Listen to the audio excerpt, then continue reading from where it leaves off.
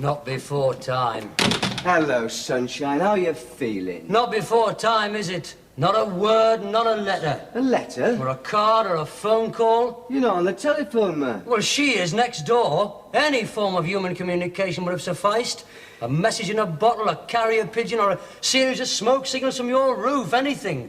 Just so as I knew I had some form of human contact. Man, I've been up to my ears. With the job and the new house and the wedding. And those are things you put before my health, are they? I just can't risk infection. Everyone's going down with this Chilean flu. I just haven't got the time to be sick. We haven't got the plague, you know. We haven't got to paint our front door yellow. You're not going to go down in writhing contortions with your hair falling out. In other words, you've had a fairly trivial illness. You haven't been at death's door at all. I didn't say that I hadn't suffered. I've coughed so hard I think I've ruptured my lungs. Chilean flu, it's fascinating, isn't it? Isn't it fascinating that a virus can travel so far? Just like Asian flu a few years back. When I had a temperature of 103 on the verge of delirium, that was the one thing that consoled me, knowing that I had such a fascinating virus. I suppose it comes in off the ships. I might have known I'd get it. According to last night's Look North, a programme of local news and views, it's reached epidemic proportions. What a month. Out of the forces with nothing to come home to, no bright job prospects, no mates around, you getting married, and some bug transports itself from the Andes across 2 continents, 2 oceans, and zeroes in on me. You're not the only one by far. I've been cursed by the Incas. It's typical of my rotten luck. Half my firm's come down with it. Oh, but I was the first, the trailblazer. Dear me, no wonder you're on the verge of delirium. What's this? Reader's Advice Forum, a frank exchange of personal and private fears. What are your personal and private fears, Terry, apart from relegation and baldness? Loss of friends, desertion in time of need. My God, that pales compared to this poor fella. Dear me, did you read this letter? Anguish, Market Arbor? Yes. Where do you buy manacles and a set of stocks these days? Mail order, I suppose. Oh, comes in a plain wrapper. Those letters stagger me, you know, they really do. I know I've been away for 5 years, but dear me, I never realised that bondage was that popular. It isn't, not round here. Certainly not on the Elm Lodge housing estate. Don't you be too sure, mate. Have you seen the addresses on those letters? They're not from Copenhagen or Hamburg, you know. They're from Market Arbor, Evesham, Peterborough, places like that. Hell's teeth, there's even a Harrogate. If that magazine's a fair sample, come Saturday night, half this nation's behind locked doors in frilly underclothes, beating themselves to death with riding crops. Well, not everyone watches Match of the Day. Healthy people do. I was thinking of missing it myself this Saturday. If someone had been well enough, I was planning a little treat for that someone. I'm not being whipped. That's not what I had in mind. If you were well enough, I was thinking of taking you out to a meal. Posh new place up the coast road, bottle of wine, great big steaks there. Why? Well, it might be the last chance I get, you know, before I get married, for the 2 of us to have a little chat. A quiet evening. A civilised, reflective evening. I see. It's guilt, is it? Guilt at having left me here to rot. All right, if you don't want to come out with me, if you don't want to accept this last gesture of my friendship... Oh, well, if you're going to put it that way... Put it what way? You know, when you put that voice of yours on. What voice? You're on an eagle making a charity appeal voice. If you mean that my voice conveys a certain amount of emotion, well, I don't deny it. This week is the end of an era for me, and, well, this meal was to commemorate it. You make it sound more like a memorial service than a novel. Well, it is in memoriam in a way. But where's Thelma? Is she ill and all? Thelma doesn't rule my leisure habits. I don't have to ask her permission. She doesn't issue me with pass-outs. Anyway, Thelma's booked. What for? Soliciting? For a girls' night out for a hen party. Her sister's coming over today from Canada for the wedding. Hey, I'd forgotten Thelma had a sister. Did we ever know her? No, I don't think so. She's 5 years younger than us, and at school that was a generation. And I think she got a job abroad as soon as she got her O-levels. What's she like? I can't really remember. It's only in my latter, more mature years that I started noticing schoolgirls. Hey, I might be all right there, at the wedding. With her being the bridesmaid like, and me being the best man. Isn't that one of the best man's perks? Isn't that one of the unwritten laws? The best man pays for the taxis, reads out the telegrams, and has the bridesmaid. Terry? You never know. You don't... Might as well chance me arm. Don't jump to conclusions. I'm not, mate, I'm not. Don't panic, don't panic. I'm not going to chance my arm. I'll leave the rest of me anatomy till I see the lay of the land. I wasn't referring You never know. to... Perhaps she'll be the lay of the land. You know, these Canadians. Terry, I'm trying to say something important. You mustn't take things for granted about the wedding. Oh, I see, Bob. And that's what this meal's about, is it? Just the two of us, like a sort of reflective evening, wasn't it? Right. I understand, kidder. Do you? Certainly. And thank God you've come to your senses at last. You're having second thoughts, aren't you? No, I am not having second thoughts. You never give up, do you? What I was referring to was bridesmaids and best man. Oh, I see, Dame Anna. It's moral outrage, is it? Just because she's Thelma's sister. Look, I don't care if you seduce Thelma's sister. As long as you enjoy yourself at my wedding, I'm happy. What I was referring to was not your sexual menace. It was your status. Status? Well, lack of it. What status am I lacking in? Best man status. What? The best man at my wedding, my best man, if you like, Yes? is not you. I mean, it's you in principle, you being my best mate and that. Everyone will know it's you in principle. It just won't be you in fact. I'm not your best man. Well, I didn't know you were suddenly going to reappear after 5 years, did I? I didn't know you were going to suddenly reappear after 5 years out of the blue like that. And I'd already asked Frank Clark. You don't have to explain. You think I'll let you down, don't you? You think my earthy working-class ways will prove a little too rough round the edges for your new middle-class in-laws with their caravans in the Lake District and their Masonic handshakes? How could someone like me possibly officiated your wedding? Somebody who's liable to turn up in overalls and clogs and toast the health of the bridesmaids in Mets. If I hadn't asked Frank Clark, you'd be the first choice. Oh, I see. I wear the substitutes shirt, do I? I sit on the substitutes bench. I suppose if he makes a lousy speech, I'll be called on in the last 10 minutes. Look, Terry, be reasonable. Not keeping in touch like that, you'd just become a memory. A fond memory, of course, but just a memory. A photo on a mantelpiece, an IOU in a sock drawer. A scar on my shin from that time we fought over Brenda Davidson. And that's all I am to you, is it? A scar on the shin. Long time, 5 years. You could forget someone altogether in 5 years. You didn't forget the IOU in your sock drawer, did you? What was that for? Coach trip, Morecambe Illuminations, 1967, 5-card brag, £11, 8 and 6 £11, 42 and a half in decimals. I'll let you off the half. You'll get your money. You'll get your money. I've been away, you know. I know. That's why you're not the best man. So that's what this meal is about, is it?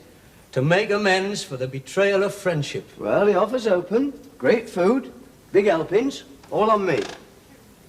Oh, I don't know if I can now, Bob, after that news. What with me virus and that blow, I can't think of eating.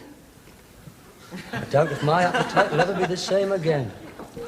I'll have the prawn cocktail, fillet steak well done, chips, onion rings, mushrooms, grilled tomatoes, and sprouts. And can we have some more bread while you're at it? Certainly, sir. How's the melon? Oh, it's lovely, sir. Fine. Then the entrecote, please, medium rare. Some vegetables for you, sir? No, thank you. Just a green salad, tossed. And, no potatoes. And would you open the wine now so it could breathe? Of course. Thank you, sir. Thank you, sir. What's the matter with you? Green salad, no chips. I like to watch the carbohydrates. Oh, dear.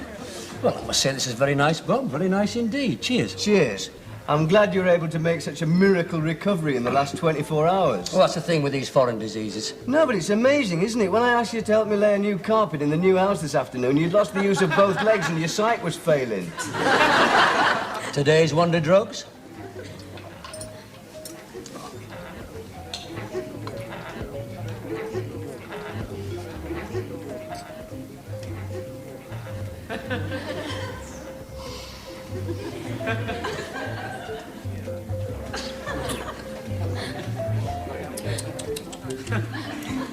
Fine, lovely, thanks.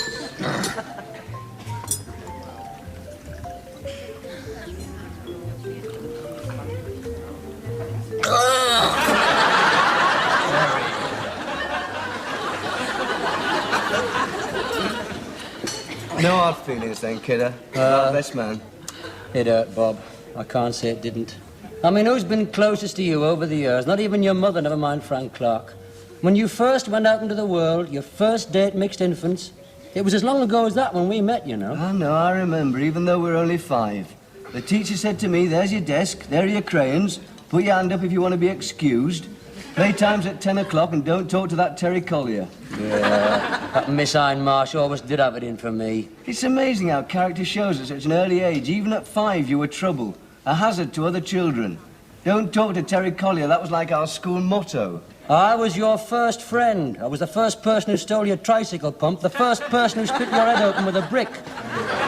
Frank Clark can't claim things like that in his wedding speech. He can't recall colourful anecdotes from the past. I don't think many colourful anecdotes from our past are fit to go into a wedding speech. Frank Clark didn't sacrifice 5 years of his life for you. Oh, God, we're back to that, are we? Yes, we are, mate. 5 years of sweat and toil. And pain. One day we're going to hear about that thigh of yours, that famous war wound. Not from my lips, you won't. You told us that apart from getting married in Germany, the most memorable thing that happened to you in the army was getting tattooed on your left buttock. So what happened? Did the needle slip? That waiter never did bring that bread. Is your friend all right, sir? Oh, yes, he was cursed by the Incas, you see. And during the full moon, he loses the use of his left leg. I see, sir.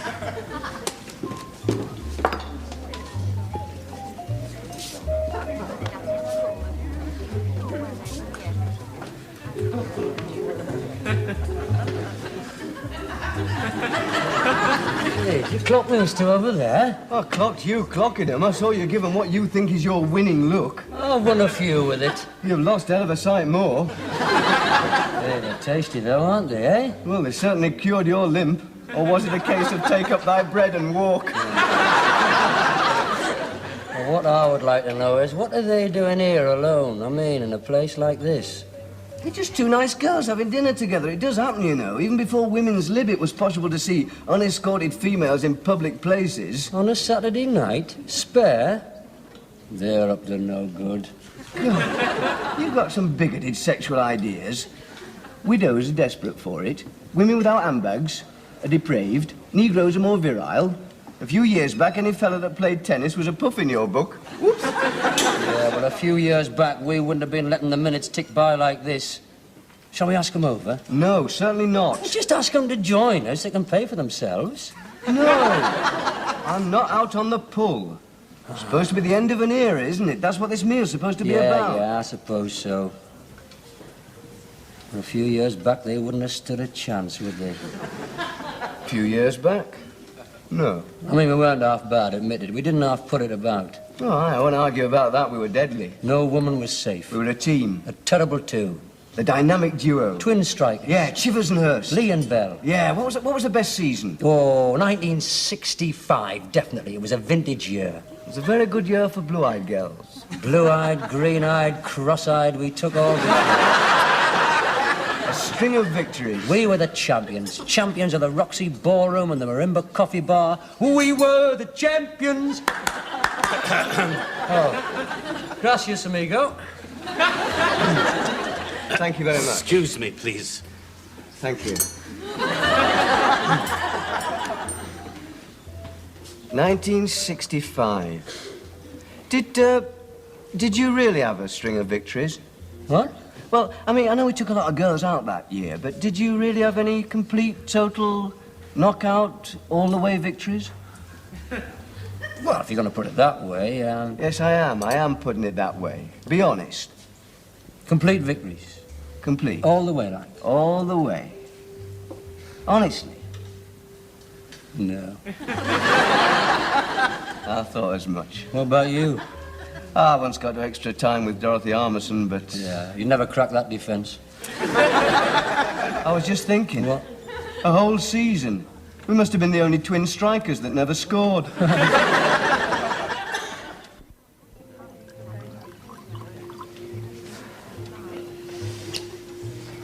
Right. The end of an era. Aye, well. Today is the first day of the rest of my life. Aye, well. It's one way of looking at it, isn't it? They were grand days, though, but Aye, the best is yet to come. great times. It's one way of looking at it, isn't it? When you think what we must have been like, eh? I mean, now we're mature and civilized, but then, dear God, we didn't know out from out. So randy, we chased everything that moved.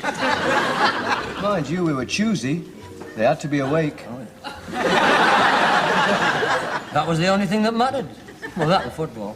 Yeah, you know, I think that we're still the same people, basically, you know, underneath our civilized exteriors. I mean, I know that I'm more mature now, sexually, as certainly. an experience like, but still all down to sex and football, life, isn't it? Pretty much the same for everybody, I should think. No, there's some people who don't like sex. Takes all sorts. My twin obsessions. That's what Thelma says. Sex and football are my twin obsessions. She reckons that the height of ecstasy for me would be to make love to her in E Block during the second leg of a European Cup tie. By the time our team gets into Europe, making love in public will be legal. Nigel Hutchinson, you know Nigel, lives up behind the ice rink. Aye. He had to see a psychiatrist about his obsession. Never. Little Hutch? Yeah. He had to see a doctor. The doctor said that what was wrong with him was that subconsciously he wanted to make love to every woman in the world. Well, what's wrong with that? No, but with him it was an illness. He'll drive himself mad. Poor little Hutch. Knowing that he's not even going to get through North Shields, never mind the world. Ah, well, there's always somebody worse off than yourself. At least I don't have to go through that with other women. At least I've got Thelma, and I'm content to be with just her. Oh, come on, Bob. You've been with Thelma for years, but that's never stopped you from shopping around, especially at school. I am on the brink of matrimony. That's something slightly stronger than carrying a satchel home from Park Juniors. Yeah, well, those two over there might be your last chance to grab somebody else's satchel. I don't want to. I know that you're separated now and your marriage didn't work out, but... Well, there must have been a time with you and Uta when you were first courting, or when you first got married, when your eyeballs didn't swivel out the sockets every time you saw another Fraulein. Bob, there is never a time in any man's life when he doesn't notice other women. Even my Uncle Norman, he's 82 and bedridden. He left on his Meals on Wheels lady the other day. Aye, he's refused to go back. But wasn't there a time with you and Uta when you got engaged? When love was a many splendid thing? Oh, you mean that period when he used to thrill to the sound of her voice and give her secret glances and all that rubbish. The gooey period. If you like. When you weren't looking at every other bit of passing skirt. Well, I don't know, Bob. You see, I met you when I was in the army. I was a war bride, groom. I wasn't in a town, you see. I was on a barren, windswept German plane, and the only excitement was a sing-song in the naffy and a cup of lukewarm cocoa. There wasn't any spare, you see, so I never had to test out my fidelity. I don't know, I'd gone on over here, running the sexual gauntlet of the permissive society. I've managed. Well, yes, but I mean, that's probably because you're saturated with sex. You're only marrying Thelma because you're ready to limp into retirement.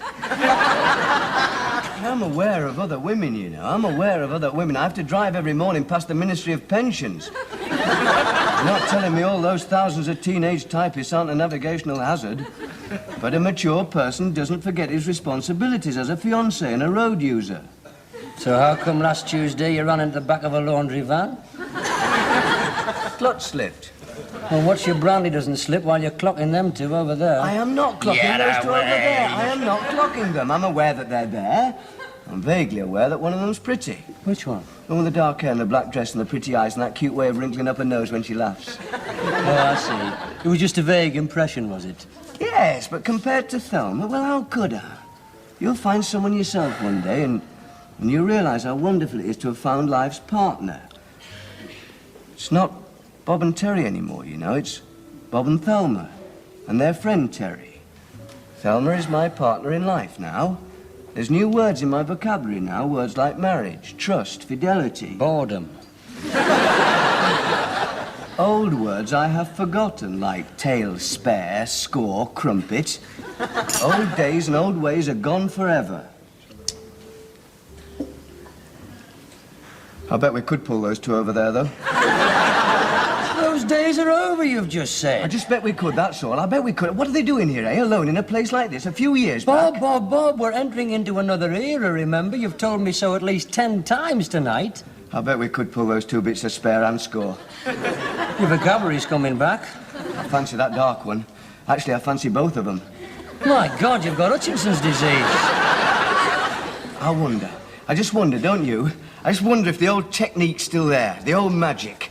Waiter, watch this. I've learned a trick or two. Waiter, I wonder if you'd do me a favour. I wonder if you'd ask the 2 ladies in the corner if you'd say that we think we recognise them from somewhere, and if they don't think we've been too forward, perhaps they'd care to join us for coffee and liqueurs. Yes, sir. Thank you.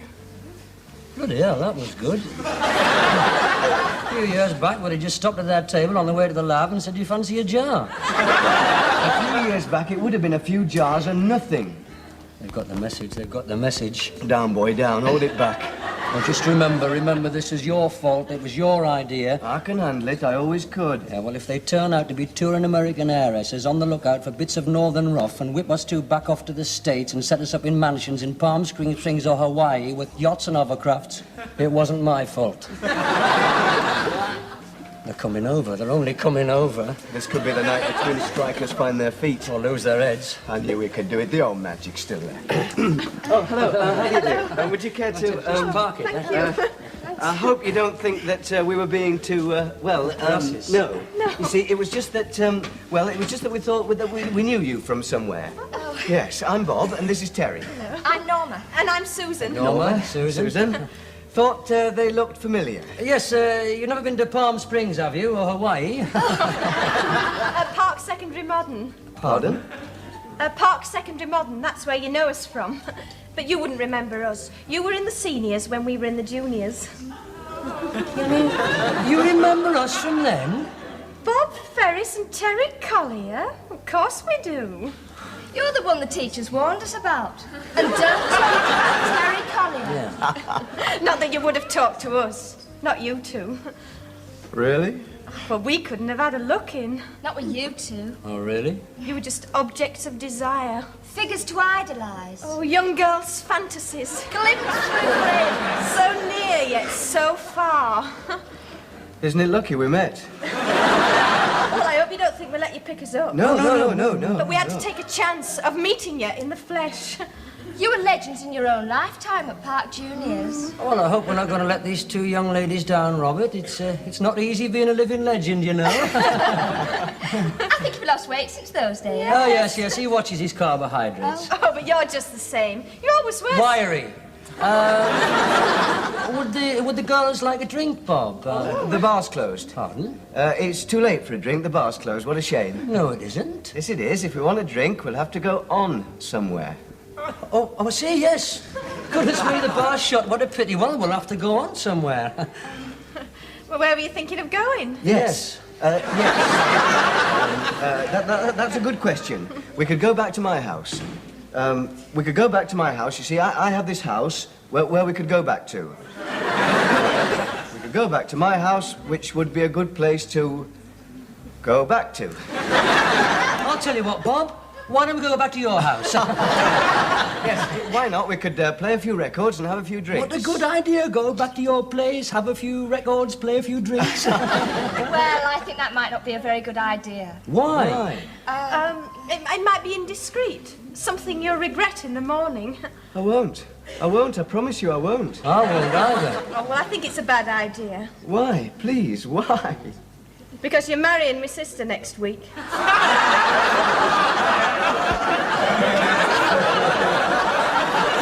don't feel well.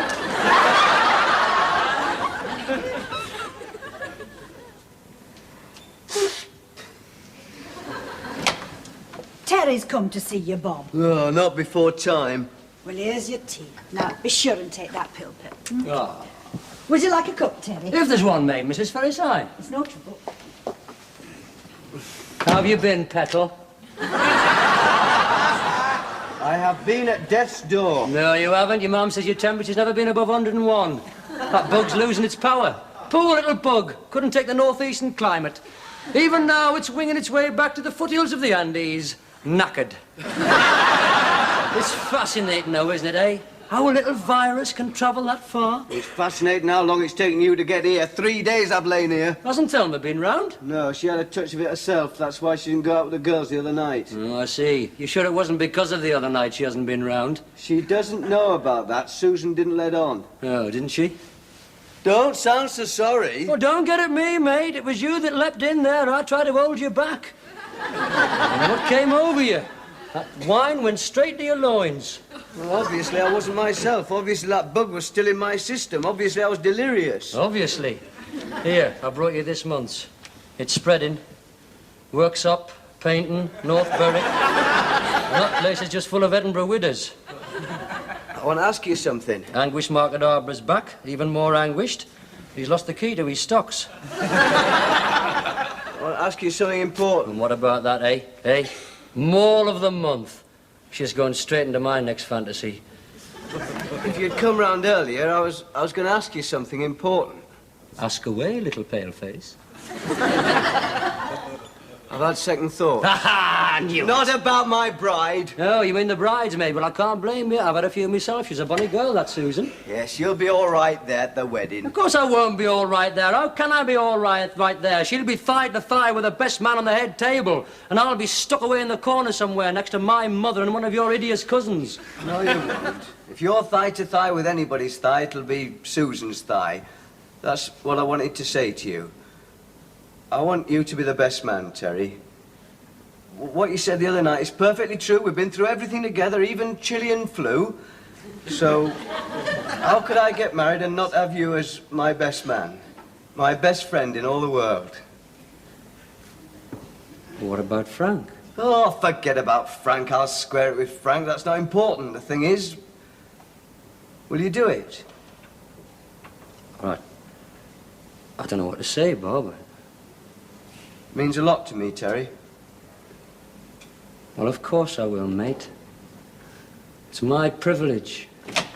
Here's your tea, Terry. Thank you, Mrs. Ferris. I shouldn't get too close if I were you. You don't want to get reinfected. I'd risk that.